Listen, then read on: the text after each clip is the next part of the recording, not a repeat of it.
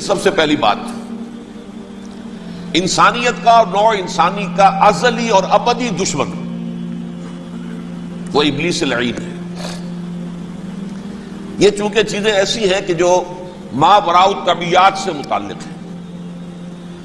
ابلیس جن ہے، جن انویزیبل ورلڈ سے تعلق رکھتا ہے، غیر مرئی جو نظر نہیں آتی۔ فرشتے انویزیبل ورلڈ سے تعلق رکھتے ہیں، غیر مرئی جو نظر نہیں آتے۔ یہ ہم جو ہے اور یہ حیوانات دنیا میں جو ہے یہ مرئی ہے، ویزیبل ہے۔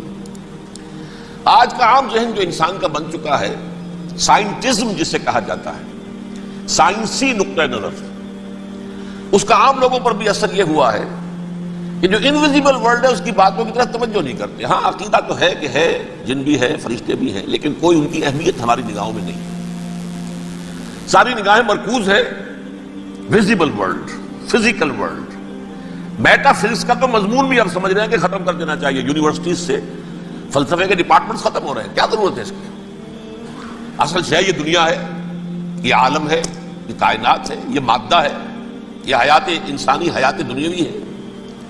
اس پر میرا جو مارکت الارا مضمون تھا 1967 کے جون میں جو چھپا تھا، اسلام کی نشرت ثانیہ کرنے کا اصل کام، کہ جو عہد حاضر کی جو تہذیب ہے اس کے 3 بنیادی اصول کیا ہیں؟ خدا ہے یا نہیں ہے چھوڑو، اس بحث پہ نہ پڑھو، کائنات تو ہے نا، مادہ تو ہے نا، روح کوئی شے ہے یا نہیں ہے کیا پتا، کسی نے دیکھی نہیں آج تک، لہذا اس کے بارے میں گفتگو کا فائدہ کیا؟ وقت کا سیاح۔ عالم آخرہ کوئی ہے یا نہیں ہے کیا پتا، کس نے آ کے بتایا مرنے کے بعد، لہذا اس بحث میں نہ پڑھو، یہ عالم دنیا تو ہے نا، اٹس ویری مچ پریزنٹ، لہذا ساری توجہ اس پر صرف کرو۔ تو خدا کے مقابلے میں کائنات پر توجہ، روح کے مقابلے میں مادے اور جسم پر توجہ، حیات اخروی کے مقابلے میں حیات دنیاوی پر توجہ۔ یہ ہے اصل میں کرکس آف دی میٹر، اس تہذیب جدید کا خلاصہ یہ۔ دیکھیے اللہ تعالیٰ نے جو مخلوقات پیدا کی ہیں ان میں ایک تقسیم تو ہو سکتی ہے ذی حیات اور بغیر حیات، جاندار چیزیں اور بے جان چیزیں۔ بے جان چیزیں بے شمار، یہ تمام فلکیات، یہ پوری کائنات، یہ زمین، یہ پہاڑ، یہ شجر و حجر، کیا؟ لیکن ایک ہے جاندار۔ ان جانداروں میں ایک تقسیم ہے، 2 کا تعلق غیر مرئی دنیا سے ہے، انویزیبل ورلڈ سے۔ فرشتے جو دکھائی نہیں دیتے، ان کی پیدائش ہوئی ہے نور سے۔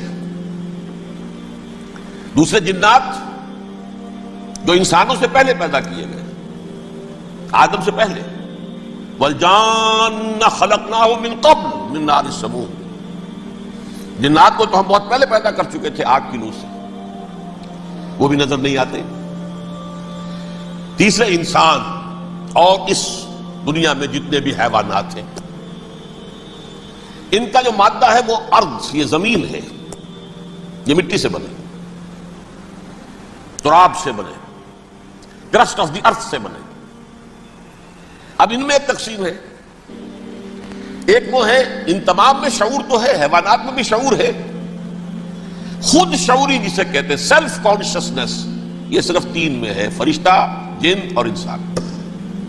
حیوانات میں خود شعوری نہیں ہے، کانشسنس ہے، سیلف کانشسنس نہیں ہے۔ تھوڑی سی بات سے سمجھا دوں آپ کو، میں دیکھ رہا ہوں، آپ مجھے دیکھ رہے ہیں، کتا بھی کوئی یہاں ہوتا تو مجھے دیکھ رہا ہوتا، لیکن کتے کو مجھے دیکھتے ہوئے یہ احساس نہیں ہوتا کہ میں دیکھ رہا ہوں، یعنی کتے کو یہ احساس نہیں ہوتا کہ وہ دیکھ رہا ہے، مجھے دیکھ تو رہا ہے، اس کو میں کا احساس نہیں ہے کچھ۔ میں جب دیکھ رہا ہوں تو میں سمجھتا ہوں میں دیکھ رہا ہوں، میں ہوں کوئی شے جو دیکھ رہا ہوں، یہ خود شعوری ہے، سیلف کانشسنس۔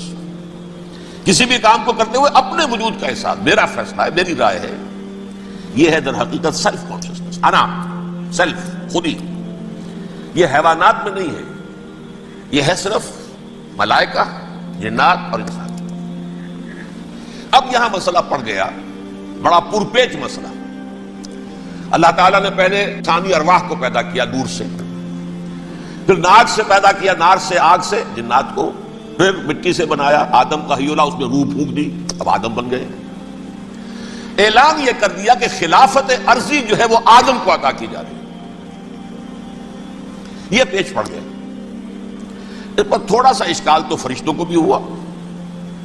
قرآن میں ہے سورہ بقرہ کے 4 رکوع میں اتجعل فیہا من یفسد فیہا ویسفک الدماء ونحن نسبح بحمدک ونقدس لک. پروردگار اس آدم کو تو خلافت دے رہا ہے, زمین کے اندر اختیار دے دے گا, یہ تو فساد کرے گا, خوریزی کرے گا, ہم تیری تسبیح و تحمید میں لگے ہوئے ہیں, جو بھی حکم ہو ارشاد ہو ہم بجا لاتے ہیں, تو ضرورت کیا ہے؟ اس کا جواب اللہ نے دیا انی اعلم ما لا تعلمون. میری مشیت, میری حکمت وہ میں ہی جانتا ہوں, ضروری نہیں کہ تم اس کو شیئر کر سکتے. لیکن یہ جنات میں سے ایک جن تھا عزازیل.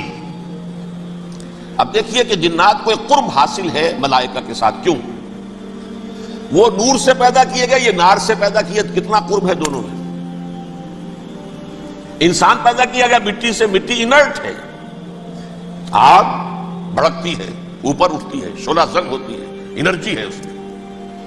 نور اور نار میں بڑا قرب ہے. اور عربی کے ایک قاعدے سے تو یہ ایک ہی لفظ ہے, مادہ ایک ہی ہے, حروف علت جو ہے ایک دوسرے کی جگہ آ جاتی. یہ قرب ہے, اگرچہ زمین و آسمان کا فرق ہے دونوں. فرشتہ نور سے پیدا کیا گیا ہے, وہ پاک ہے, وہ اللہ کے کسی حکم کی خلاف ورزی کر ہی نہیں سکتا. لا یعصون اللہ ما امرہم ویفعلون ما یؤمرون.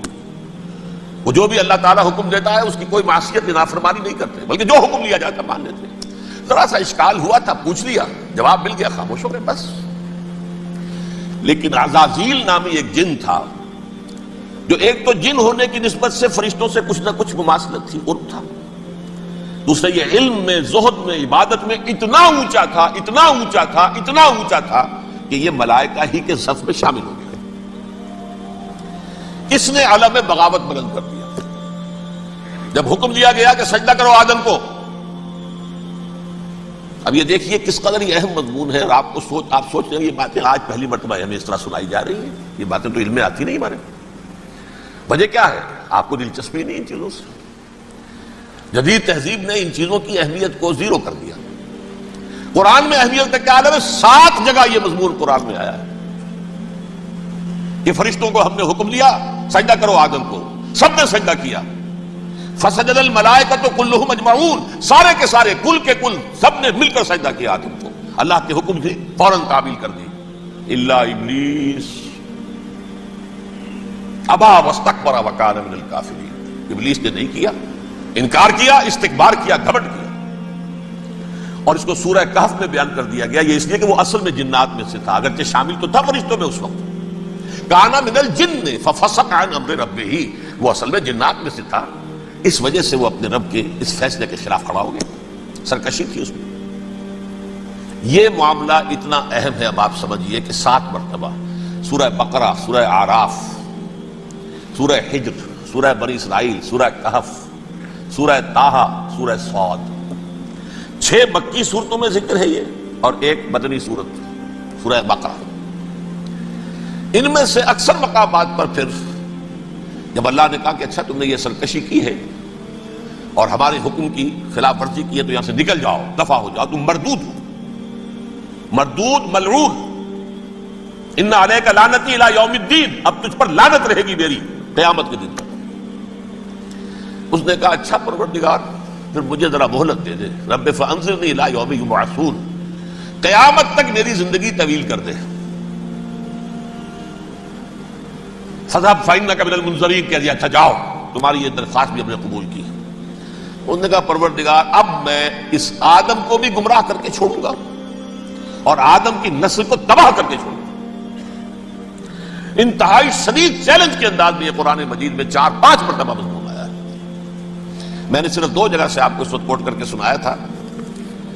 سورہ اعراف میں اللہ تعالیٰ فرماتے ہیں قالا, اس پر ابلیس نے کہا فبما اغویتنی, تو اے رب جو تو نے مجھے گمراہ کیا ہے, مجھے دلیل کر دیا, مجھ پر فوقیت دے دی اس کو, انا خیر منہ, میں اس سے بہتر ہوں, خلقتنی من نار وخلقتہ من طین, بنایا تو نے مجھے آگ سے اور اس کو بنایا مٹی سے, پھر مجھ سے مطالبہ کہ میں سجدہ کروں, اور میں نے سجدہ نہیں کیا تو تو نے مجھے ملعون قرار دے دیا.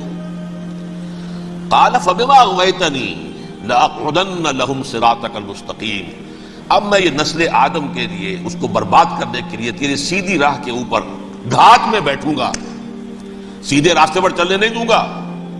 ثم لآتینہم من بین ایدیہم، پھر میں ان پر حملہ آور ہوں گا ان کے سامنے سے بھی، ومن خلفہم ان کے پیچھے سے بھی، وعن ایمانہم ان کے داہنی جانب سے بھی، وعن شمائلہم ان کے بائیں جانب سے بھی، ولا تجد اکثرہم شاکرین، اور تو دیکھے گا کہ ان کی اکثریت تیری شکر گزار بندوں پر مشتمل نہیں ہوگی۔ یہ چیلنج تھا، اور ایک چھوٹا سا چیلنج جو سورہ صاد میں آیا ہے، اور یہاں تو اس نے اللہ کے جلال کی قسم کھا کر کہا، قال فبعزتک لأغوینہم اجمعین، اے رب تیری عزت تیرے جلال کی قسم ہے میں ان سب کو گمراہ کر کے چھوڑوں گا، الا عبادک منہم المخلصین، سوائے ان میں سے وہ کچھ لوگ جنہیں تو خالص اپنا بندہ بنا لے، جنہیں تو اپنا بندہ بنا لے۔ مخلص، مخلص نہیں، مخلص یہ مفعول ہے، فاعل نہیں ہے، جسے تو بنا لے۔ بعض لوگوں کو اللہ چن لیتا ہے، ہو اجتباکم، تمہیں چن لیا ہے، استفاء اجتباء، وہ بچیں گے جن کو تو اپنی خاص امان میں لے لے گا، باقی میں سب کو گمراہ کر کے چھوڑوں۔ یہ ہے اصل دنیا میں نوع انسانی کا ابدی دشمن، ازلی سے ابدی تک۔ اور اس میں نوٹ کیجئے کہ اس کی اصل بنیاد کیا ہوئی؟ دو لفظ، تکبر اور حسد۔ استکبرا، تکبر کیا، انا خیر منہ، میں اس سے بہتر ہوں۔ یہ ساری بس کی گانٹھ یہی ہے، سب سے بڑی گمراہی کی وجہ یہی ہے۔ اسی لیے کہا ہے حدیث میں، لن يدخل الجنہ من کان فی قلبہ مثقال حبۃ من کبر، جنت میں ہرگز وہ شخص کبھی بھی داخل نہیں ہو سکے گا جس کے دل میں رائے کے دانے کے برابر بھی کبر ہے۔ تکبر سب سے بڑا جرم ہے۔ الکبر ردائی، اللہ فرماتا ہے یہ تکبر یہ تو میری چادر ہے۔ کوئی شخص تکبر کرتا ہے تو گویا میری چادر گھسیٹ رہا ہے میرے کندھے سے۔ عرب میں کسی شخص کی توہین کرنی ہوتی تھی تو اس کی چادر گھسیٹتے تھے، ننگا کر دیا گویا کہ یہ میری ردائی ہے، الکبر ردائی، یہ میری چادر ہے، یہ جامہ مجھے زیب دیتا ہے، مجھ پر راستہ آتا ہے۔ اور حسد، آدم کو جو برتری عطا ہو گئی اس حسد کی آگ میں وہ جل رہا ہے اور اس کا انتقام لینا چاہتا ہے۔ آدم سے بھی، آدم کو بھی گمراہ کیا، جنت سے نکلوایا، ویسے نکلنا تو انہیں تھا ہی مشیت اذنی میں، لیکن فوری طور پر اللہ کے حکم کی خلاف ورزی تو کروائی نا۔ فعصى آدم ربہ فغوى، آدم نے اپنے رب کے حکم کی نافرمانی کی اور گمراہ ہوا عارضی طور پر۔ یہ دوسری بات ہے، توبہ کر لی، اللہ نے توبہ قبول فرما لی، معاف کر دیا۔ کوئی مستقل جو ہے وہ نسل انسانی پر اس گناہ کا اثر متوارث طور پر نہیں آ رہا ہے، ختم ہو چکا معاملہ، ہوا تھا ہو گیا۔ فتلقى آدم من ربہ کلمات فتاب علیہ انہ هو التواب الرحیم۔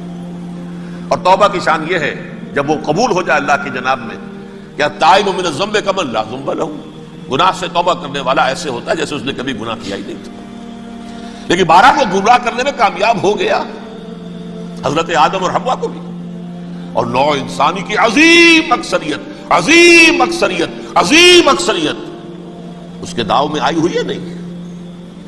کتنے ہیں وہ عباد اللہ المخلصین، الا عبادک منہم المخلصین، کتنے ہیں جو واقعتاً خالصتاً اللہ کے بندے بن گئے، جنہیں اللہ نے اپنا بنا لیا، اپنا قرار دے دیا۔